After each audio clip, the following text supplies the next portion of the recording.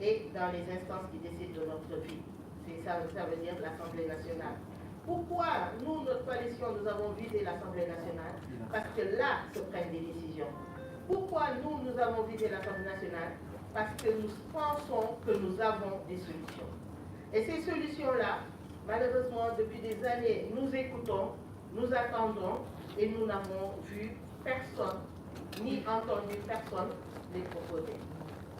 Notre jeunesse. Nous regardons notre jeunesse aller mourir en mer. Et tout le monde critique. Oui, Khalil Ben Yakampi, oui, Khalil Yogi Gates, utiliser One Fee, et tout ça. Mais cette jeunesse, elle a plus besoin d'appui que de critiques. Cette jeunesse, elle est désemparée. Cette jeunesse, elle sent qu'elle n'a plus d'espoir, elle n'a plus foi en son avenir et en ses forces. Elle est dans le doute. Il faut maintenant transformer ce doute en force intelligente et transformer notre pays. Notre jeunesse, c'est moins le pétrole et le gaz. Je veux dire notre richesse, c'est moins le pétrole et le gaz que notre jeunesse. Nous sommes vraiment en train de nous amuser avec notre jeunesse. Nous pensons que parce qu'on nous a promis pétrole et gaz, nous allons devenir riches comme Crésus. Mais si nous perdons notre jeunesse, ce pétrole et gaz ne nous servira à plus rien.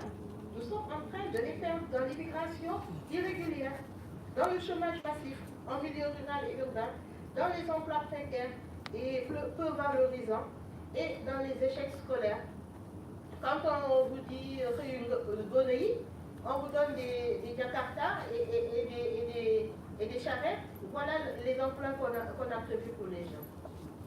Mais je veux dire, on est dans quel Sénégal? On est dans quel pays? Et ça, c'est quelque chose qui nous interpelle.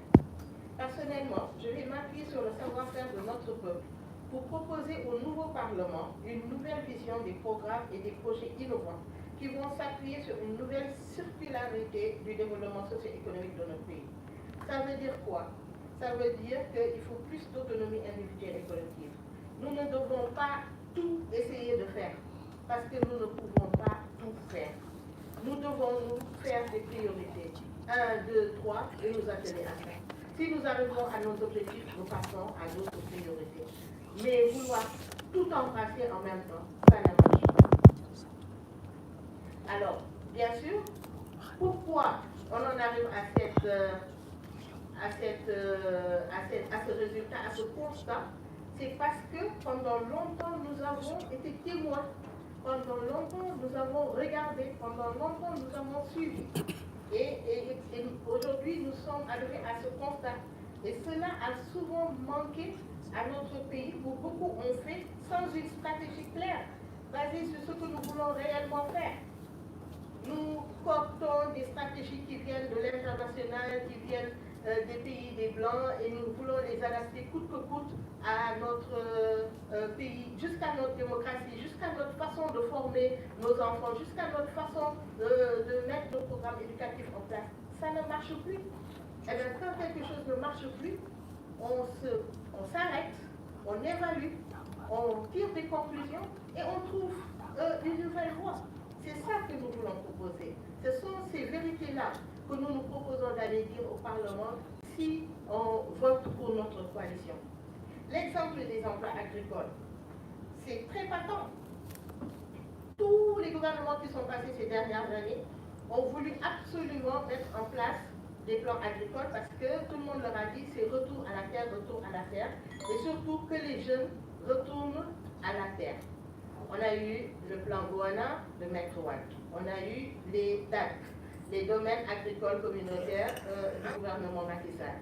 Maintenant, on nous parle des coopératives agricoles. D'ailleurs, moi, les coopératives agricoles, ça me rappelle le temps du président Senghor. Donc, je peux dire que c'est un retour en arrière parce que c'est au temps du président Senghor qu'on avait des coopératives agricoles. Mais tous ces plans sont voués à l'échec. Mais pourquoi? Parce que